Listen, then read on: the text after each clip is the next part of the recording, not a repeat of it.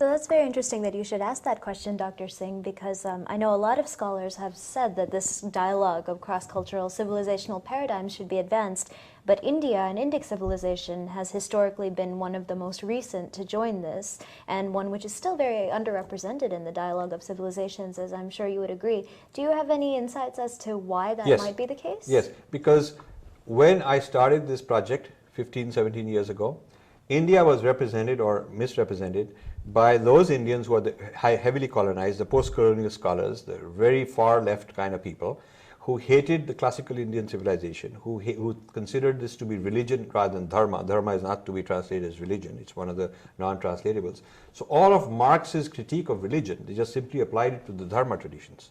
And so they had... Which is of course detrimental because most of Indian civilization is rooted in these dharmic traditions. Correct. Is it, right? Correct. So the colonial hatred for the civilization also got into these guys. And while they were post-colonialists in the sense they were criticizing colonialism for its material and physical interference and devastation, but in terms of philosophical ideas, they were not learned in Sanskrit or the Sanskrit texts, did not understand the dharma traditions.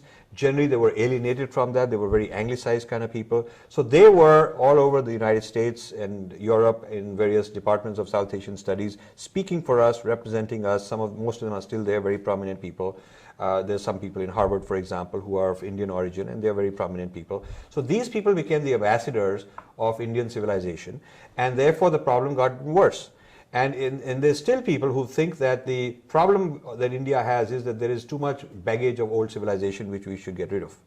And while I agree that there are a lot of problems... So people are actually, you think, trying to jettison that identity which makes us different. Yes, and they are very... And if I talk in favor of Indian civilization, they think I must belong to some political party that is some Hindutva political party, and they accuse you and they brand you.